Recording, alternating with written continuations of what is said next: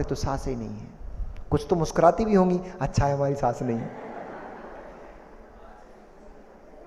चरण छू लो, चरण छू लो उनके, सेवा कर लो, आपको सौभाग्य मिला है, उनकी सेवा कर लोगे, क्योंकि आपके बच्चे आपको देख रहे हैं। हमारी माँ हमारी दादी माँ के पैर दबाती थी, हमारी माँ हमारी दादी माँ की सेवा करती थी, उनके हाथों पे उनके मुख में गिरास रखती थी, उनको सहलाती थी, उनकी अच्छी सेवा कर, उनसे अच्छी अच्छी बातें, मीठी मीठी बातें करती थी। यही शब्द, यही बातें आपके बच्चे ने देख के रखे हैं, इसलिए जब उसकी पत्नी आएगी तब उसको सुनाया करेगा, मेरी माँ मेरी दादी की ऐसी सेवा करती थी, तुझे भी ऐसी सेवा करना है।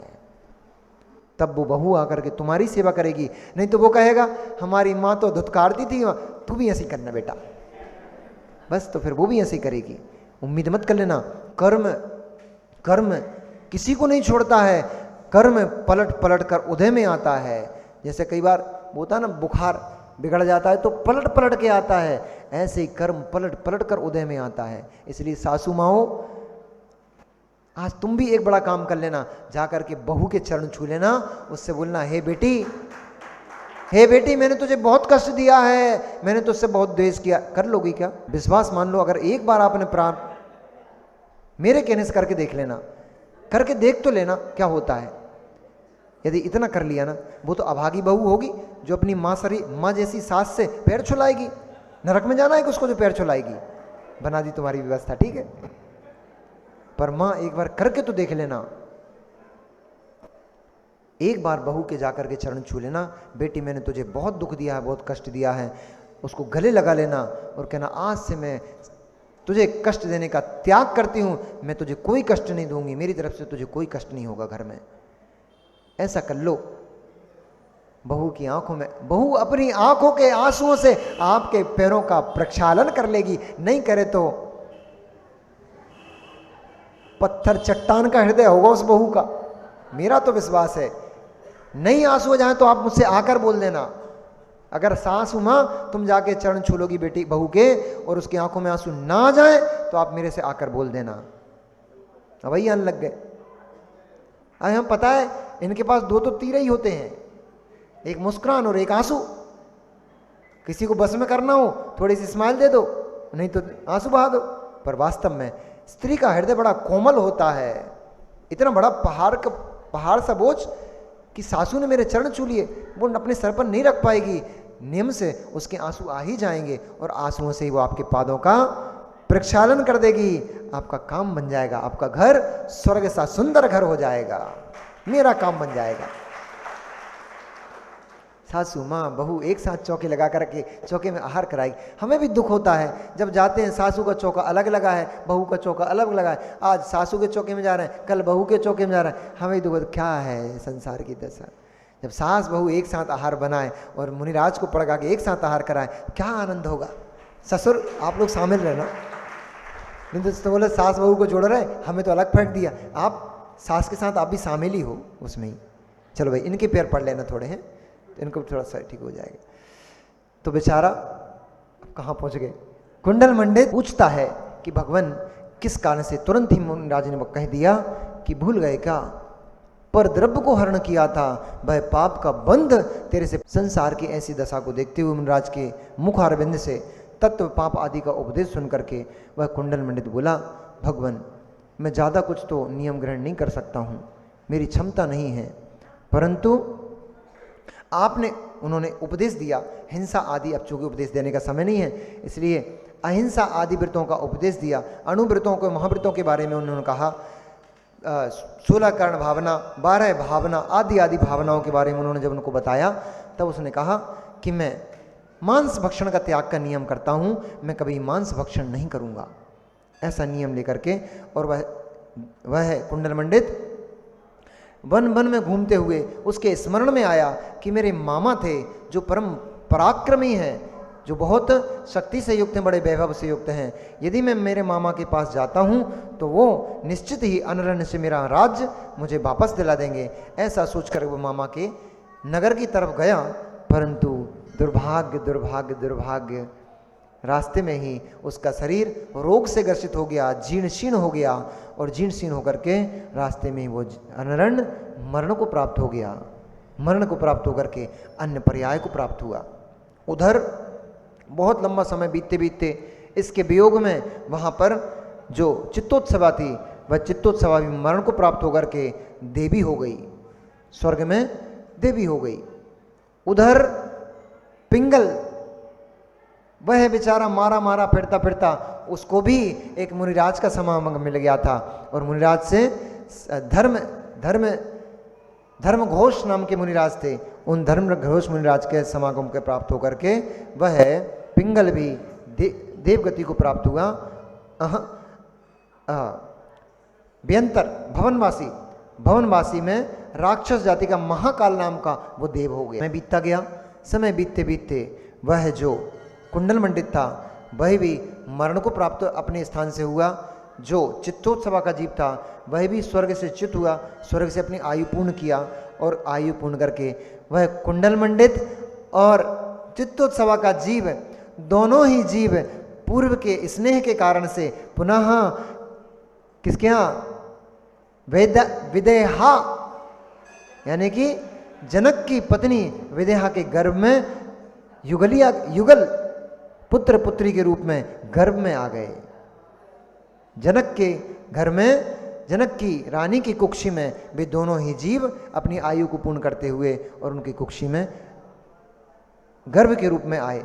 उन्होंने जन्म लिया और जैसे ही जन्म लिया तो शुरू में आपको मैंने कहा था कि वह जो महाकाल नाम का असुर देव था वह प्रतीक्षा ही कर रहा था कि कब हो कि कैकेयी नहीं विदेहा अपनी संतान को जन्म दे। उसने अवधि ज्ञान से जान लिया था कि इसकी संतान कुक्षी में चित्तोत्सवा और कुंडल मंडित दोनों ही जीव माँ की कुक्षी में है, इसलिए उसने बैर भाव से बस इंतजार ही कर रहा था कि कब इनका गर्भ से ये दोनों बच्चों का जन्म हो और दोनों के दोनों बच्चों को मैं मार डालूं। इसलिए वह उस समय बैठ करके उसका इंतजार कर रहा था। समय व्यतीत हुआ, समय पूर्ण हुआ और जैसे ही समय पूर्ण हुआ, जब उन दोनों बालक बालिका का जन्म हुआ, तैसे ही जन्म होते ही तुरंत वह देव असुर कुमार देव आया महाकाल, और उसने देखा चित्तोत्सवा का मुख। उसने चूंकि चित्तोत्सवा उसको बहुत प्रिय थी, इसलिए उसको चित्तोत्सवा के ऊपर थोड़ी दया आ गई, करुणा आ गई। उसने कहा ये तो मेरे लिए बहुत प्रिय थी, इसकी गलती नहीं थी, ये ही हर के ले गया था मेरी पत्नी को, इसलिए मेरे दंड का भागी यही है। इसलिए उसने चित्तोत्सवा के जीव को तो कुछ नहीं किया, परंतु कुंडल मंडित का जो जीव था उसको उठा करके ले गया और उसको ले जा करके जैसे धोबी कपड़ों को चट्टान के ऊपर पछीट देता है, ऐसे ही उसके दोनों पैरों को उसने पकड़ा और नमो अरिहंताड़म, नमो सिद्धाड़म, नमो आयरियाड़म, नमो वज्रायाड़म, नमो लोहे सब साहूड़म। मनुष्यों, वर्तमान शासन नायक भगवान वर्धमान स्वामी के शासन काल में हम सभी भव्य जीव यहाँ विराजते हैं। परम भट्टारक महाश्रमण उन भगवान वर्धमान स्वामी के मुख कमल से निश्चित भागवादिनी भगवती मंजनवाणी का हम सभी भव्य जीव यहाँ पर करुणांजलि लगा करके पान कर रहे हैं। यह भागवादिनी, यह भगवती मंजनवाणी सभी जीवों का कल्याण करे, सभी जीवों का मोक्ष मार्ग प्रशस्त करे।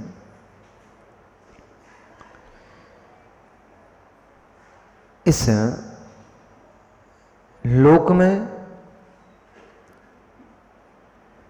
प्रशस्त क्षेत्र को पाना ये पराधीन है। प्रशस्त क्षेत्र को पाना ये कर्माधीन है, इसलिए ये पराधीन है। लेकिन प्रशस्त परिणामों को पाना ये पराधीन नहीं, ये तो स्वाधीन है। और स्यात् प्रशस्त क्षेत्र पाना भी पराधीन नहीं, वो भी स्वाधीन है। आपका जन्म कहां होगा ये आपके हाथ में नहीं है। आत्मा आपका जन्म मनुष्य गति में हो गया, ये आपके हाथ में नहीं था, ये पराधीन था, ये कर्माधीन था। लेकिन इस मनुष्य पर्याय में आने के बाद इस मनुष्य पर्याय का सदुपयोग करना है कि दुरुपयोग करना है, ये पराधीन नहीं है, ये आपके हाथ में स्वाधीन है। और मैंने इसलिए कहा क्योंकि यदि आपने परिणाम विकृत न किए होते, आपने परिणाम विकृत ना किए होते तो संसार में क्यों घूम रहे होते। इसलिए संसार में जो भी गति मिल रही है वो भी पराधीन नहीं, वो भी स्वाधीन ही है। उस समय तो शायद विवेक नहीं होगा, उस समय हो सकता है विवेक काम नहीं कर रहा होगा, बुद्धि की प्रखरता नहीं होगी, इसलिए संसार में जीव को परिभ्रमण करना पड़ गया।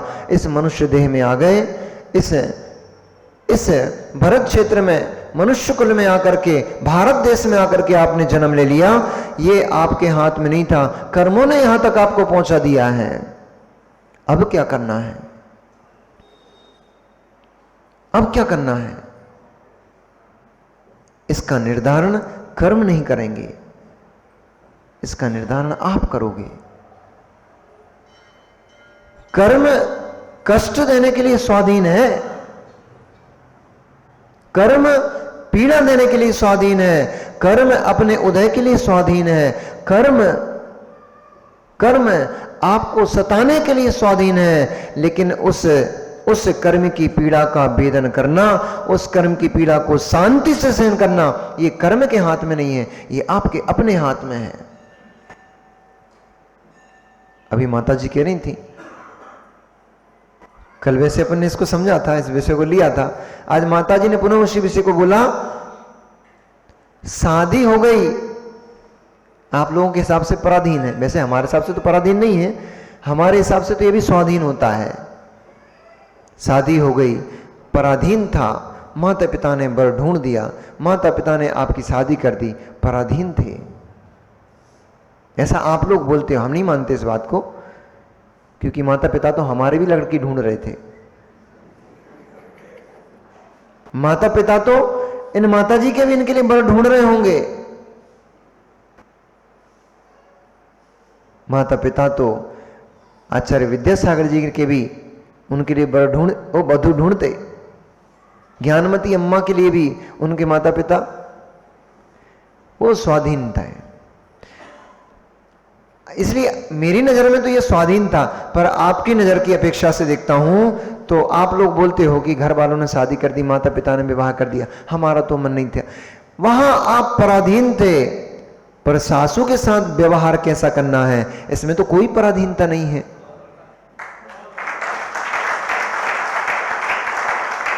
इसमें कोई पराधीनता नहीं है, इसमें तो आप स्वाधीन हो। कहां कहां भटक के आ चुके हो, कहां कहां घूम के आ चुके हो, अब आगे क्या निर्णय है। हे जीव,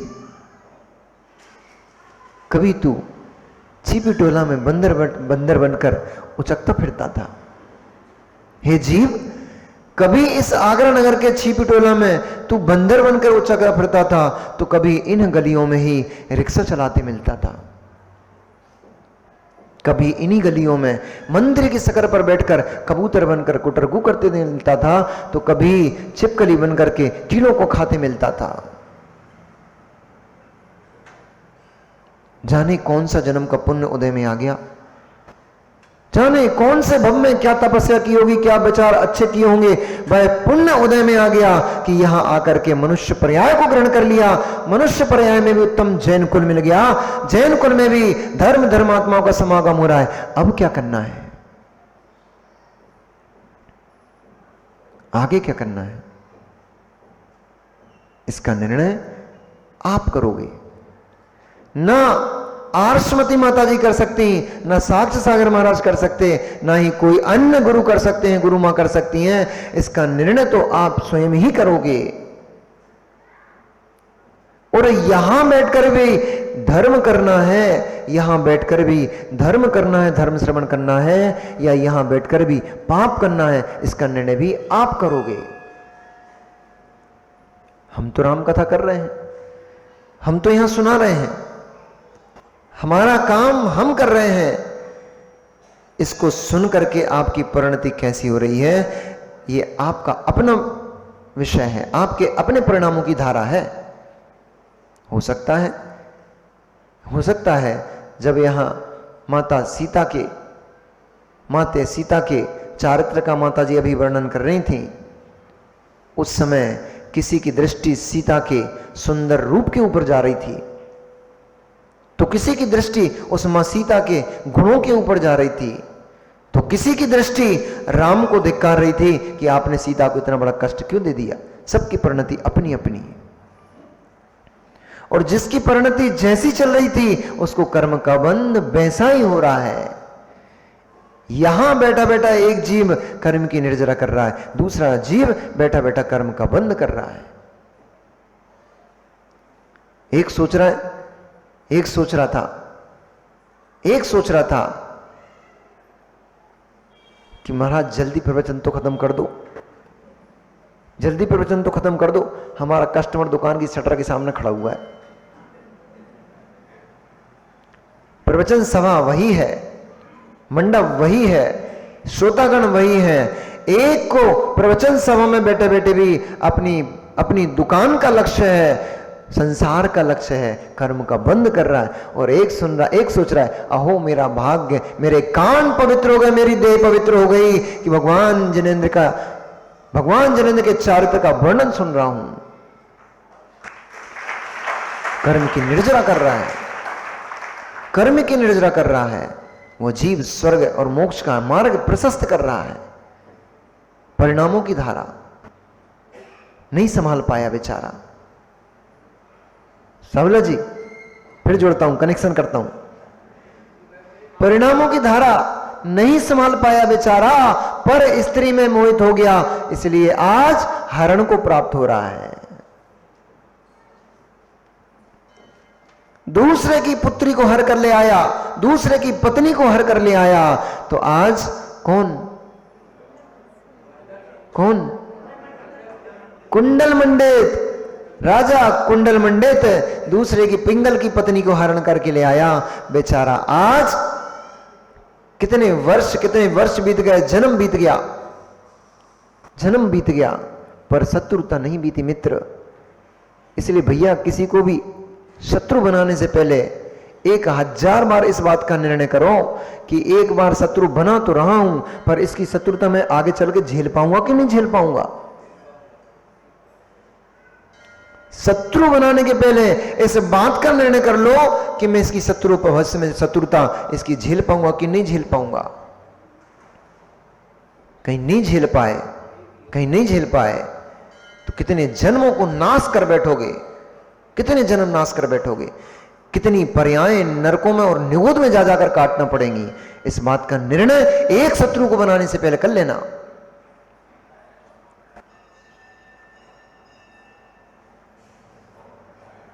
उस समय समझ नहीं आता,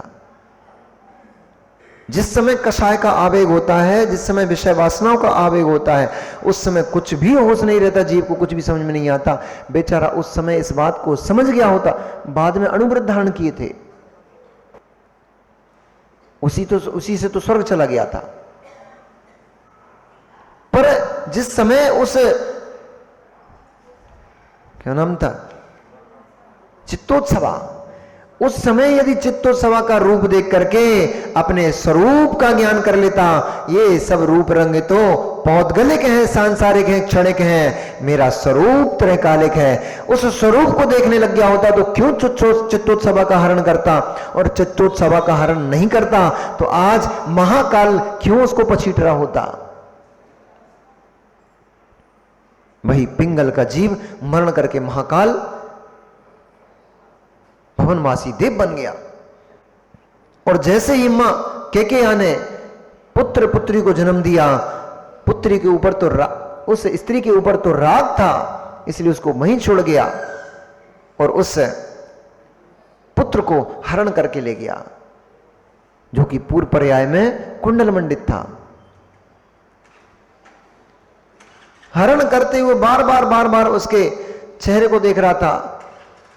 आज मजा चखाऊंगा तुझे, आज मैं 2 भव बीत गए मेरे, तेरे इंतजार करते करते 2 भव बीत गए मेरे तेरे इंतजार करते करते, आज मैं अपना बदला चुकाऊंगा। तूने मेरी प्राण प्रिया, मेरी प्राण वल्लभा का हरण किया था, तूने मुझसे उसका वियोग किया था, आज मैं तेरे शरीर से तेरे प्राणों का वियोग करके उसका बदला चुकाऊंगा। और जैसे धोबी